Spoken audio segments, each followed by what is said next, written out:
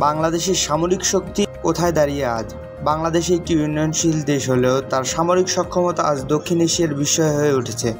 Force গোল 2030 বাস্তবায়নের মাধ্যমে প্রতিটি বাহিনীতে আনা হয়েছে আধুনিকায়ন ও প্রযুক্তির ছোঁয়া।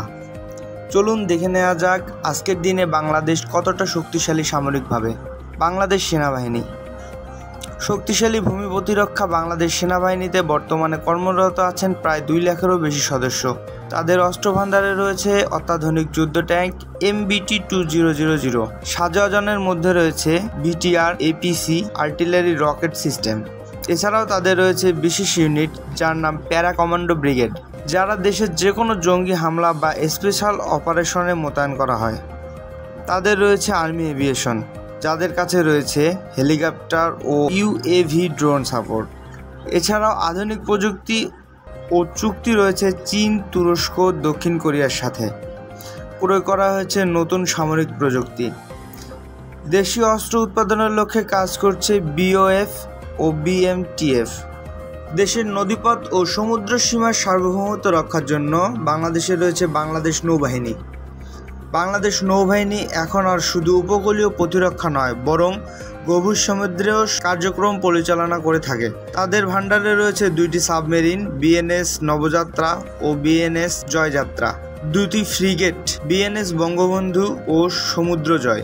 এছাড়াও রয়েছে করভ্যান ও পেট্রোল সেলস, আধুনিক রাডার ও মিসাইল সিস্টেম। তার সাথে এন্টি শিপ মিসাইল C802A, যা 180 কিলোমিটার দূরের লক্ষ্যবস্তুতে আঘাত হানতে সক্ষম। তাদের আছে বঙ্গবন্ধু সাবমেরিন ঘাঁটি, যা দেশের প্রথম সাবমেরিন বেজ, এবং নৌজা শেখ হাসিনা, যা এশিয়ার অন্যতম আধুনিক নৌঘাঁটি। বাংলাদেশ নৌবাহিনী ব্লু ইকোনমি রক্ষার পাশাপাশি সমুদ্রপথে চোরাচালান, জলদস্যুতা প্রতিরোধ করে থাকে। সামরিক শক্তির আর এক স্তম্ভ বাংলাদেশ বিমান বাহিনী, যা দেশের আকাশপথের নিরাপত্তার ঢাল।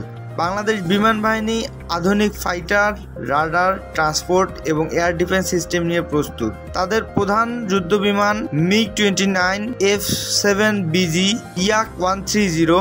দেশের নিরাপত্তা নিশ্চিত করতে তাদের কাছে আরও আছে AWACS ও রাডার সিস্টেম, যা আকাশপথে নজরদারি করে থাকে। বিপর্যয় ব্যবস্থাপনা ও সেনা পরিবহনের জন্য তাদের কাছে আছে C-130J হারকিউলিস। তাদের সক্ষমতা বৃদ্ধির জন্য 4.5 generation fighter jet Su-30 referral অথবা J-10 ক্রয়ের আলোচনা চলছে।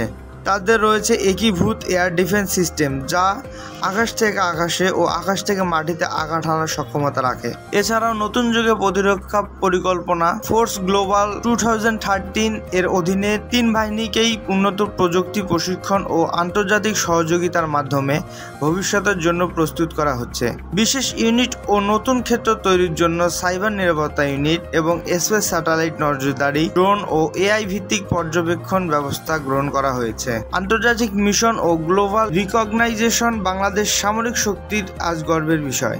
আন্তর্জাতিক প্রতিরক্ষা মিশনে বাংলাদেশ সেনাবাহিনী বিশ্বের শীর্ষতম অবস্থানে। বর্তমানে 1 লাখেরও বেশি সদস্য বিভিন্ন দেশের শান্তি রক্ষার জন্য দায়িত্ব পালন করছেন। তাদের রয়েছে আন্তর্জাতিক প্রশিক্ষণ ও সামরিক মহড়ায় সক্রিয় অংশগ্রহণ। এই ছিল বাংলাদেশের বর্তমান সামরিক সক্ষমতার বিস্তারিত চিত্র।